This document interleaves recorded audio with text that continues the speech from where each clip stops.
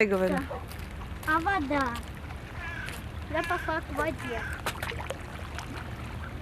Сказала к воде, значит к воде.